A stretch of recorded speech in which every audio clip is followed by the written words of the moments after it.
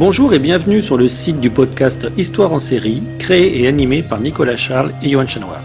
Au programme, une analyse des séries d'hier, d'aujourd'hui et de demain par les spécialistes des questions mobilisées par nos shows préférés.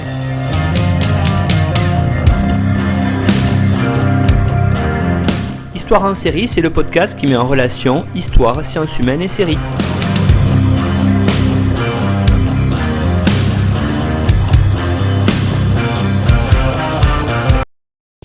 Histoire en série est l'association Les Têtes Imaginaires, éditrice de la revue Fantasy Art and Studies, représentée par Justine Breton, Florie Morin et Viviane Berg, diffuse la journée d'études Fantasy en série, Qui suis-je? Construction et évolution de l'identité dans les séries télé de fantasy, donc une journée d'études qui s'est déroulée en ligne sous forme de visioconférence les 3 et 4 février 2023. L'ensemble des interventions ont été enregistrées et seront retransmises sur le podcast Histoire en série et feront d'ailleurs l'objet d'une publication dans le 14e numéro de Fantasy Art and Studies programmé pour cet été. Bonne écoute à tous. Bienvenue à tous à cette première journée d'études consacrée aux séries TV de Fantasy, donc en partenariat avec le podcast Histoire en série. Bon, comme vous le voyez, moi je suis Viviane, je ne suis pas Nicolas Charles qui était censé introduire la journée avec moi, mais il a eu un petit souci et on ne sait pas encore quand est-ce qu'il nous rejoindra, donc ça sera peut-être à la pause. Voilà. Donc rapidement, l'idée de cette journée d'études nous a été donnée par Nicolas qui nous a approchés, qui nous a proposé de faire quelque chose autour des séries de fantasy, puisque nous, aux Têtes Imaginaires, on promeut la fantasy, on promeut les travaux de recherche sur la fantasy, on promeut aussi les nouveaux auteurs, puisqu'on édite dans notre revue Fantasy Art and Studies des nouvelles inédites, souvent d'auteurs qui ne sont pas encore vraiment connus. Et on publie également des illustrations. Et on a un camarade, Guillaume Labrute, qui est chercheur, mais aussi auteur de BD et qui nous fait une jolie BD dans chaque numéro de Fantasy Art and Studies. Alors, cette journée d'études se retrouve avec un casting 100% féminin. On n'a pas fait exprès. Simplement, on n'a eu que des propositions de chercheuses et non de chercheurs.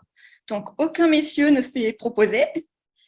Et la plupart des communications que nous allons entendre au cours de ces 2 demi-journées porteront sur des personnages féminins. Là encore, on n'a pas fait exprès. Mais voilà, pourquoi pas, ça fera une journée d'études vraiment très enrichissante. Et donc aujourd'hui, nous allons avoir 2 sessions. Une première session qui sera consacrée au récit d'apprentissage et à jeunesse en construction, qui sera présidée par Florie Morin. Puis après une courte pause, on aura une autre session sur l'identité féminine, la magie et la sororité, et qui sera présidée par Justine. Et tout de suite, je laisse la parole à Florie, qui va donc présider la première session et donc aux premières intervenantes. Merci Viviane. Alors, je suis ravie d'accueillir pour cette première intervention Marie Baraillé, qui est scénariste, qui travaille dans l'animation en tant que directrice d'écriture et qui développe actuellement une série animée, La Quête d'Ewilan, pour la société de production Andarta Pictures. Elle est également auteure d'albums jeunesse et de contes, mais aussi titulaire d'un master littérature de jeunesse et a rédigé un mémoire intitulé « Les adaptations de contes à l'écran de 2009 à 2019 vers de nouvelles cibles et de nouveaux genres ». Elle est aussi la présidente d'Anel Media qui propose des contenus transmédiatiques pour les enfants. Et aujourd'hui, elle va donc nous parler de la figure de la princesse dans les séries animées de fantasy à destination de la jeunesse, avec cette question « petite fille modèle ou adolescente rebelle ». Alors Marie, je vous laisse la parole et mettre en place le diaporama si vous en avez un. Alors, bonjour à toutes et tous. Vous m'entendez bien? Très Oui, bien. ok. Alors, je vais partager. Euh, Voilà. Alors, non.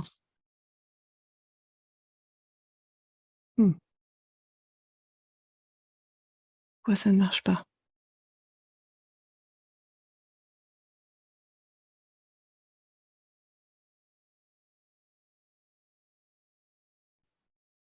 En bas à droite, peut-être à côté du moins, il y a le petit panneau pour démarrer. Celui qui est juste à côté du moins. Là, celui-là? Mm, Ah, merci beaucoup, Florie. C'est bon. Ah, super, merci beaucoup. Alors, merci pour l'introduction. Merci aux organisatrices et organisateurs de me permettre d'intervenir et d'avoir accepté ma proposition de par mon statut, en effet, un petit peu particulier. Et du coup, comme je travaille dans le dessin animé, en effet, j'ai proposé là une communication sur la figure de la princesse dans les séries animées.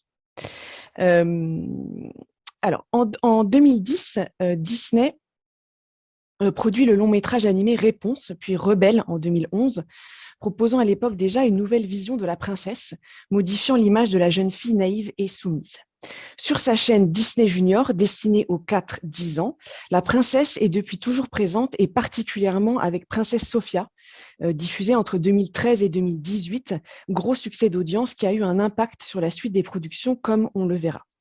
Depuis l'arrivée massive des plateformes, et notamment Netflix, si Disney garde la mainmise sur le personnage de la princesse sur grand écran, c'est de moins en moins le cas à la télévision. Cette communication va donc s'intéresser à la figure de la princesse dans 3 séries animées à destination de la jeunesse, Elena d'Avalor, Réponse et She-Ra, les princesses au pouvoir. Alors pourquoi ce choix de corpus? D'abord pour voir s'il y a une évolution ou pas dans le traitement de la princesse par la firme qui l'a majoritairement mise en avant, à savoir Disney, pour pointer la naissance de la princesse Elena, qui va motiver en fait les studios à créer Encanto en 2021. Et enfin, pour montrer que l'évolution du personnage ne vient pas de la firme, mais de son concurrent direct, Netflix. Dans les 3 séries choisies, quelles identités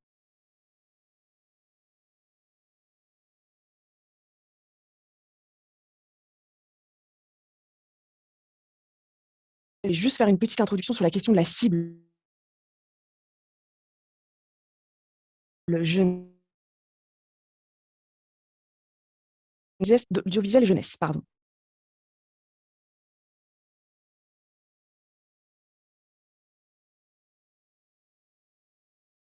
Comme l'enfance et l'adolescence, mais chez les anglo-saxons, il comprend aussi les jeunes adultes. Or, souvent, l'enfant et le jeune adulte sont étudiés, beaucoup moins les âges intermédiaires, l'adolescence étant généralement diluée dans l'enfance, comme le remarque Adrienne Boutang dans son article qui s'appelle « L'adolescence est-elle soluble dans l'enfance ? Définition et délimitation du public en littérature et culture de jeunesse ». Dans les productions Netflix, cette subtilité a justement toute son importance en se plaçant du point de vue américain. Les cibles, donc du point de vue américain dans l'audiovisuel, les cibles se découpent ainsi. La cible preschool, c'est-à-dire les petits, les 3-5 ans. La cible kids, les enfants, les 6-8 ans. La cible tweens, les préadolescents, les 9-12 ans. La cible des teens, les adolescents, donc les 13-15 ans. Et enfin, la cible des jeunes adultes, les 16-25 ans. En France, les programmes jeunesse s'arrêtent aux adolescents, c'est-à-dire à 15 ans. Si la cible des jeunes adultes existe également, elle n'est pas considérée à la télévision comme faisant partie de la cible jeunesse, ce qui exclut immédiatement la porosité des cibles qu'on observe chez les Américains. En 1994, dans son ouvrage The Disappearance of Childhood, que vous voyez à gauche, Neil Postman s'interrogeait déjà sur la délimitation des cibles à la télévision en se posant la question de la réalité ou non du ciblage enfant proposé par les diffuseurs. Il explique qu'avec l'apparition de la télévision dans les années 50, la production de contenu spécifiquement destiné aux enfants n'existe plus, dans le sens où l'ensemble de la famille ayant accès aux mêmes images, on ne perçoit plus une séparation nette des cibles. Dans les années 2000, David Buckingham reprend cette analyse dans son ouvrage After the Death of Childhood, expliquant la porosité des cibles à cause de l'accès par les enfants à la culture des adultes. Le livre a été traduit en France uniquement en 2010. Et donc, quelle figure de la princesse dans l'animation, une fois qu'on a posé les cibles? Alors, il est surprenant de voir que quand on cherche des études concernant le personnage de la princesse et son évolution dans l'animation, c'est principalement Disney qui ressort. Or, la figure de la princesse a été mise en avant dès les débuts du médium de l'animation, inspirée notamment par les adaptations de contes à la scène au XIXe siècle, et particulièrement Méliès et ses féeries. La féerie la plus montée dans la première partie du XIXe siècle était Cendrillon. Dans les années 50 à 70, les Russes prennent le devant de l'animation avec une importante production animée via le studio Soyuz Multfilm. On voit des images là à droite. Lev Atamanov devient le fer de lance du studio avec des productions comme La Fleur écarlate, qui est une adaptation de La Belle et la Bête en 1952, La Princesse et la Grenouille en 1954 ou La Reine des Neiges en 1957, en haut à droite. Ces films restent plus fidèles au conte traditionnel que les adaptations disneyennes et se distinguent notamment par la noirceur de leur thématique.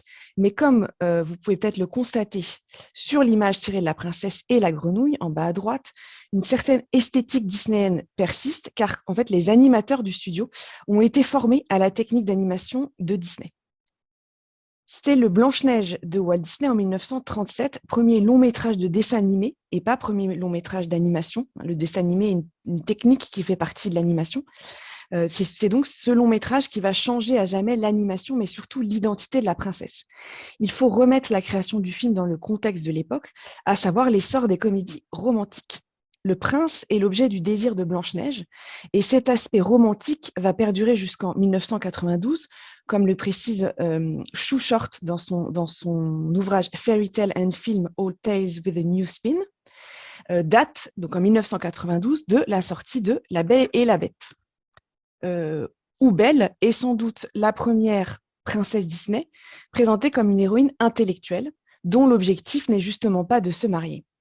Il en va ensuite de même pour Jasmine dans Aladdin, qui sortira 1 an plus tard, où la princesse veut choisir qui elle épousera sans l'intervention de son père. Une modification du caractère des princesses s'effectuait déjà dans les années 90, période que l'on nomme traditionnellement la Renaissance Disney, où l'entreprise est concurrencée par des studios au ton plus modernes comme Pixar, qui sera ensuite racheté par Disney, et particulièrement DreamWorks, et réagit en commençant à adapter ses rôles féminins à la société. Ce sera le cas en 95 avec Pocahontas, puis Mulan en 98, puis Ariel, où les princesses ne sont plus dépendantes d'un prince, quoique pour Ariel, c'est un peu moins flagrant. Avec La Princesse et la Grenouille en 2009, Disney change la représentation de ses princesses en créant des héroïnes dont le statut n'est plus lié à leur identité de princesse. On peut être princesse et financièrement indépendante, princesse et guerrière, princesse et exploratrice, etc. La firme introduit la première héroïne noire au sein des princesses Disney, mais également, tout comme Mulan avant elle, dote le personnage d'un nouvel objectif, décorrélé de toute aspiration conjugale, à savoir devenir chef d'entreprise en montant son propre restaurant. L'année suivante sortira Réponse, qui va casser les codes du film de princesse en convoquant cette fois les codes du film d'aventure, avec une princesse déterminée, rusée et débrouillarde. C'est aussi avec Rebelle qui suivra la première princesse possédant une capacité créatrice, en l'occurrence ici une activité artistique. 2 ans plus tard, Rebelle donne une nouvelle image, cette fois-ci la princesse et casse-cou maîtrise l'arc, indépendante, et refuse d'être mariée de force. C'était l'ouverture en fait du long métrage, mais aussi physiquement différente. En 2013 sort La Reine des Neiges. Alors, je ne vais pas analyser La Reine des Neiges ici, parce que ce n'est pas l'objectif de cette communication, mais la princesse, le film, la figure de la princesse dans le film, il est particulièrement complexe parce qu'il reprend à la fois des vieilles habitudes du studio dans la mise en avant de certains stéréotypes, notamment physiques, et à la fois propose quelque chose de nouveau, et notamment la relation entre sœurs, mais aussi une critique de la répression des capacités créatrices des filles. En 2016, Vaiana rejoint Tiana, Mulan et Pocahontas dans la cour des princesses à l'origine ethnique différente. Et outre ses origines polynésiennes, le grand changement pour le studio, c'est l'absence totale, pour la première fois, de la figure du prince. Le destin de Vaiana étant lié à son épanouissement au sein de la nature et pas au sein d'une vie conjugale. Enfin, en 2021, sort Raya et le dernier dragon. Le personnage sera intronisé à la franchise Disney Princess en août 2022 seulement, après de nombreuses discussions. Après Mulan, c'est la deuxième princesse asiatique chez Disney. Si Réponse, Rebelle et Vaiana étaient des princesses aventurières, Raya présente un nouveau visage, celui de la guerrière, de la combattante proche d'autres personnages féminins issus des productions de fantasy. À l'inverse des longs métrages, dans une série, le concept même de la série permet de mieux développer les personnages et donc d'aborder différentes facettes. Mais qu'en est-il réellement lorsque la protagoniste est une princesse ? C'est donc ce que nous allons voir avec l'étude des 3 séries que j'ai choisi de vous présenter. Alors, Elena d'Avalor est donc une série Disney Junior, diffusée ensuite sur Disney Channel entre 2016 et 2018. C'est un spin-off de la série Princesse Sophia, qui, elle, était destinée aux 4-6 ans. Et elle a également été créée par le même créateur, Greg Gerber. Dans la série Elena d'Avalor, les princesses du catalogue Disney apparaissent régulièrement en tant que guest. La série met en avant un univers issu de la culture latino-américaine. On le voit à travers les décors, les croyances et les créatures comme les jagons qu'on voit en haut à droite, qui servent de monture à Elena et sont un mélange entre le jaguar, animal emblématique d'Amérique du Sud, qui revêt une grande importance dans la culture précolombienne, et le dragon, créature récurrente dans la fantaisie contemporaine occidentale. Mais les origines d'Elena, donc ses origines d'Amérique du Sud, sont reléguées au second plan et ressortent uniquement dans un élément particulier. Elle a le don de voir les esprits animaux. Le but de cette particularité est d'ajouter un personnage comique, un sidekick animal, la spécialité de Disney, comme vous le voyez en bas, afin d'aider la princesse qui n'a donc pas la capacité de se débrouiller seule. Zuzo, qui est donc cet animal, cet esprit animal, lui dit d'ailleurs plusieurs fois que comme elle est capable de le voir, il va pouvoir lui transmettre sa sagesse. Présentée dans le générique comme une jeune fille aventurière, capable de se défendre, la figure de Zorro est plusieurs fois convoquée, et pourtant, à l'ouverture de l'épisode pilote, on découvre Elena qui attend avec impatience d'être couronnée. Le personnage s'identifie d'abord et avant tout comme une tête couronnée. Au tout début donc, de l'épisode pilote, son cousin Esteban lui annonce qu'elle ne peut pas être reine car elle est trop jeune. En fait, elle a été piégée dans une amulette 41 ans, et quand elle en est sortie, évidemment, elle n'a pas vieilli, donc elle n'a pas 41 ans, elle a 16 ans, et pour les adultes, elle ne peut prendre de décision qu'avec l'aide d'un grand conseil qui lui dictera ce qu'elle peut ou ne pas faire pour son bien à elle, évidemment, et celui de son peuple. Son grand-père entame alors une chanson. Alors, Elena d'Avalor, c'est une série quand même comédie musicale, très, très marquée, pour raconter l'histoire d'un jeune roi stupide qui ne trouvait pas sa couronne alors qu'elle était posée sur sa tête.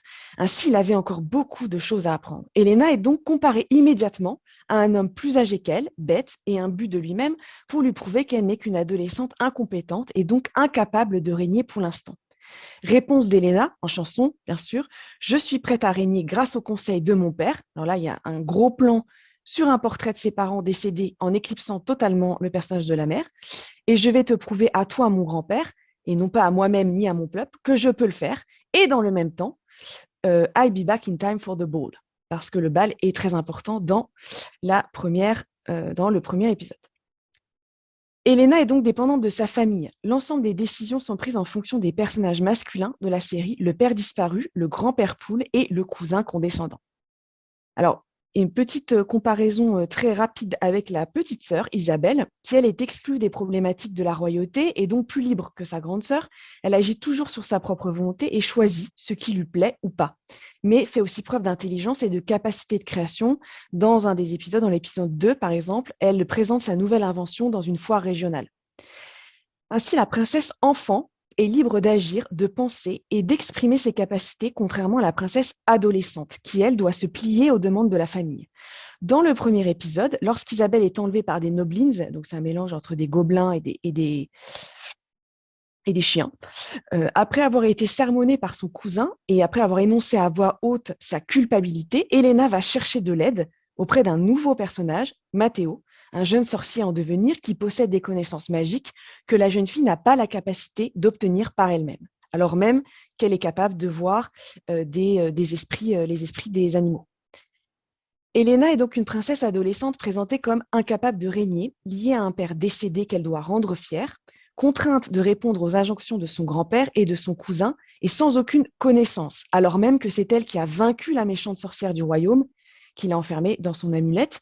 Sauf que ce combat n'est jamais montré, toujours raconté, expliqué, mentionné. Ainsi, Elena n'est jamais réellement vue à l'écran comme la sauveuse de son royaume, mais plutôt comme une adolescente aux intentions nobles et au grand cœur, mais à la raison limitée et à l'impatience non contrôlée. À l'inverse, sa jeune sœur présente-t-elle des caractéristiques plus complexes et notamment une expression de sa créativité, ce qui est intéressant vu la cible de la série et la chaîne sur laquelle elle a été diffusée, donc Disney Junior. On peut se poser une question, à savoir Isabelle est-elle la véritable héroïne cachée de la série destinée aux 6-10 ans. Et du coup, allons un petit peu plus loin. Je vous montre donc cette image, cette comparaison entre Belle et Isabelle, assez flagrante en termes notamment de costumes et de la présence très très importante du livre chez Isabelle, ce qui n'est pas le cas du tout chez sa sœur Elena. La deuxième série que j'ai choisi de vous présenter, c'est Réponse, qui est toujours une série Disney Channel cette fois-ci, puis diffusée sur Disney+, la plateforme de Disney. C'est une série qui est sortie 7 ans après le long métrage, à peu près en même temps qu'Elena d'Avalor, mais qui n'a pas eu le même impact, qui n'a pas autant marché qu'Elena. Et la série arrivera en premier sur la plateforme Disney+ en France. C'est la première série qui est arrivée dans le catalogue.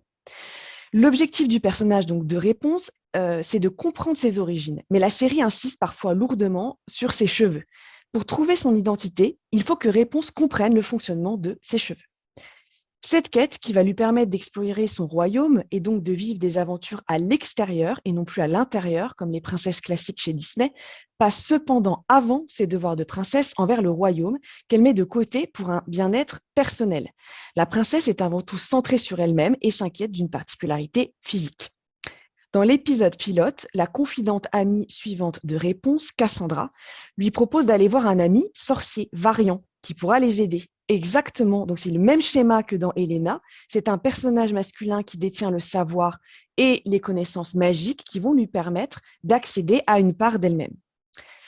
Contrairement à Réponse qui part à l'aventure en conservant ses attributs, c'est sa garde-robe de princesse, Cassandra se change pour revêtir un costume de chevaleresse qui semble plus adéquate pour se balader en forêt. Elle est capable de se battre à l'épée et maîtrise l'arc.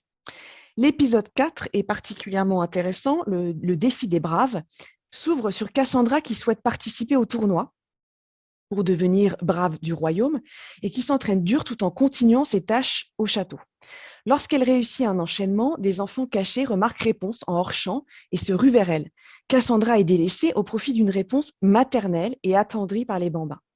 Avant la compétition, la princesse passe dans les rangs pour prodiguer des câlins à ses sujets et s'extadie devant les opposants des autres royaumes qu'elle réussit à attendrir en écoutant leurs confessions. Il y a une séquence un petit peu hallucinante où un concurrent remue ses pectoraux tatoués et répond ses regards en disant « Oh, it's really lovely ». Voilà. Elle va finalement participer au tournoi, donc Réponse, et utiliser la danse, la musique et ses cheveux pour réussir les épreuves versus Cassandra, qui, elle, utilise ses compétences acquises par entraînement. Réponse est donc naturellement pourvue de tous les dons, mais surtout, elle ne prend pas conscience de l'importance que revêt l'événement pour son amie, son obsession étant de s'amuser. Gardons en tête qu'elle a été enfermée 16 ans dans une tour. Si Elena ne prend pas de décision seule, elle s'intéresse au sort des autres, alors que Réponse est plus audacieuse, mais beaucoup plus égocentrique. Enfin, la dernière série, pour vous montrer un petit peu l'évolution à la télévision, est She-Ra, les princesses au pouvoir. C'est un reboot de la série des années 80, issue de la franchise Les Maîtres de l'Univers de la société Mattel. En parallèle de cette série sortaient Les Maîtres de l'Univers Révélation, toujours sur Netflix, destinés à un public cette fois-ci plutôt adolescent. La stratégie de Netflix est ici double. À la fois, il s'agit de proposer une autre vision de la princesse, en modernisant son identité et l'animation inspirée des animés japonais. On le voit avec le choix par exemple du coproducteur associé qui est DreamWorks, concurrent légendaire de Disney et notamment dans sa réécriture des contes de fées, mais également de s'appuyer sur une stratégie qui est la stratégie de base en fait de la plateforme, la nostalgie des productions culturelles. Et je vous invite à lire l'ouvrage donc de Catherine Pallister, Netflix Streaming the Past on Demand, qui explique très bien cette stratégie de Netflix, qui sont donc nostalgie des productions audiovisuelles, littéraires, mais aussi ludiques, ce qui est le cas ici, des années 80-90, pour une raison très simple, le cœur de son audience, à savoir les 25-35 ans.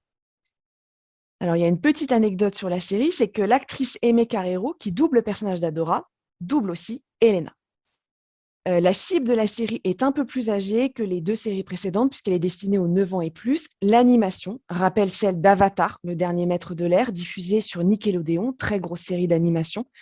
considérée dans le milieu d'animation comme l'une des meilleures séries animées pour la cible enfant-adolescent, inspirée donc des animés japonais. Il est intéressant de pointer l'ouverture de la série et de comparer les toutes premières minutes du pilote avec les deux autres, puisque Adora est montrée en train de se vêtir de sa tenue militaire. La caméra insiste sur les plastrons de combat, tout en travaillant sur un punching ball et en se lavant les dents. Alors qu'Elena attend d'être couronnée patiemment dans sa chambre et se prépare pour le bal, et que Réponse joue à cache-cache avec Pascal dans le palais. Pardon. Dans l'épisode pilote, l'équipe d'Adora s'entraîne à neutraliser Bright Moon, ce royaume de princesses rebelles qu'il faut empêcher de nuire. La première image des princesses qu'on nous donne à voir est donc celle d'un monstre exterminateur. Lorsque Bright Moon nous apparaît enfin, donc là je vous ai montré des images du royaume, on découvre un royaume au ton pastel, scintillant, très romantique, très girly, presque inspiré des Polly Pocket. Je rappelle donc que la licence She-Ra appartient à Mattel, et donc fait Barbie et Polly Pocket. Pourtant, quand le personnage de Glimmer, que vous voyez à droite, apparaît, qui est donc l'héritière du royaume, on est immédiatement saisi par leur représentation physique de la jeune fille, qui met le choix de couleurs archétypales, donc le rose et le violet, et en même temps un physique beaucoup moins stéréotypé, plus ronde, les cheveux courts, et une référence marquée au super-héros avec les gants et la cape. Le panel de princesses présenté dans la série explore la complexité de l'adolescence et montre ses différentes facettes en mettant en avant des questionnements sociaux. Diversité des corps, Adora, comme vous le voyez en haut, a été retravaillée, notamment pour gommer le côté sexy et Barbie du personnage. Diversité ethnique et diversité sexuelle. La série appuie sur des thèmes féministes et notamment la solidarité entre les princesses. Adora était seule dans la première série, présentée presque comme une sororité. Un épisode est très frappant, le 8e, qui s'appelle d'ailleurs Le bal des princesses, dans lequel les princesses choisissent avec qui elles dansent. Le but de l'épisode n'est pas de mettre en avant la romance d'Adora et Catra, qui est un point important dans la série, qui de toute façon est suggérée dès le départ et prend naturellement part au cours de l'intrigue, mais plutôt de remettre au cœur de l'histoire la puissance de la princesse, qui du coup, justement grâce à son identité royale, décide par elle-même, à l'inverse d'Elena, où son identité royale l'empêche de prendre des décisions. L'alliance des différentes princesses va permettre à Adora de vaincre la Horde. La magie de l'épée devient alors un simple outil pour soutenir les actions de la jeune fille, la réussite étant liée à la magie d'une communion féminine. Adora, lorsqu'elle est She-Ra, est une princesse combattante, mais surtout une justicière. Tout dans son identité la relie à une super-héroïne, jusqu'à son costume, subtil mélange entre Wonder Woman et Sailor Moon. Dans son ensemble, la série, il me semble, s'inspire particulièrement de cette licence, donc de Sailor Moon, mais c'est aussi lié au choix d'un style d'animation proche des animés japonais, comme je l'ai dit en introduction. Pour conclure, la princesse change de visage lorsqu'elle n'est plus modelée par Disney. Elena est une princesse Disney classique dont l'identité est directement liée à ceux qui l'entourent. Elle n'est, N-E-S-T, que par le regard des autres et particulièrement des hommes de sa famille. Même si elle est prête à régler des problèmes ou des conflits, on lui vient toujours en aide pour résoudre une situation. Réponse est une princesse aventurière et plus intrépide, mais tiraillée entre son besoin de trouver sa propre voie et son envie de plaire à son peuple. Si Elena est une princesse dont l'identité est liée aux hommes de sa famille, Réponse est une princesse aux attributs féminins maternels, présentée comme étant toujours de bonne humeur, gentille, joyeuse, toujours surexcitée. Tout est toujours amazing, so fun, fantastique avec Réponse. Elle nous rappelle par exemple une princesse comme Aurore. À l'inverse d'Elena et Réponse, l'identité d'Adora She-Ra est multiple, car la série fait à la fois référence à l'original qu'elle adapte, mais aussi aux productions animées japonaises, et convoque de nombreuses figures féminines connues comme Wonder Woman, Sailor Moon, je l'ai dit, ou encore Red Sonja. La complexité du personnage souligne la complexité de l'identité féminine, que ce soit celle des petites filles ou celle des adolescentes. Elena et Réponse restent en quelque sorte des petites filles modèles, comme le décrit Elena Giannini Bellotti dans son ouvrage Du côté des petites filles, sorti en 2013, réédité en 2013, pardon, alors que She-Ra ouvre peut-être la porte à une nouvelle identité de la princesse qui pourrait infuser dans les longs métrages d'animation. La forte consommation des animés aux États-Unis, notamment depuis la diffusion de l'Attaque des Titans, entraîne une nouvelle vague de représentation de certains archétypes à l'écran, la princesse, mais aussi le chevalier ou encore la sorcière.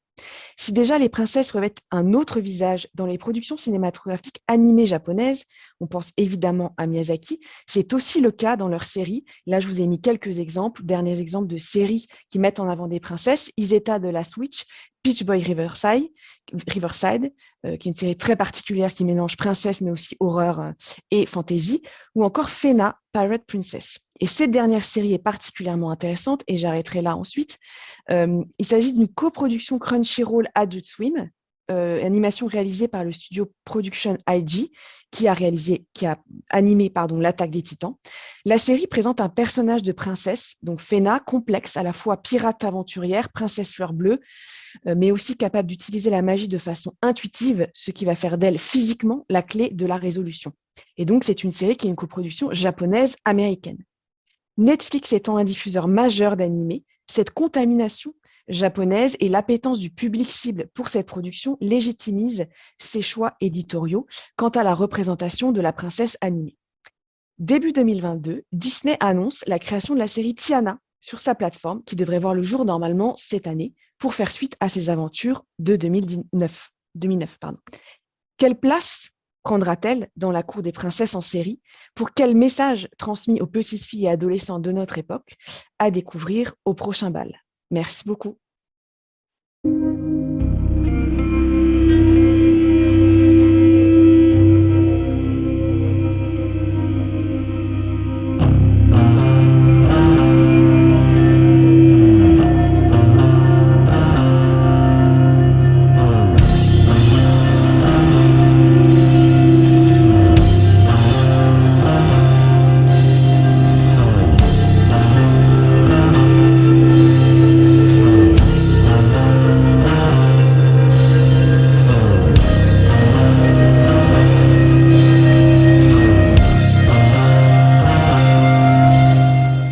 Retrouvez-nous sur Twitter @Histoire en série pour connaître le programme à venir ainsi que des conseils bibliographiques.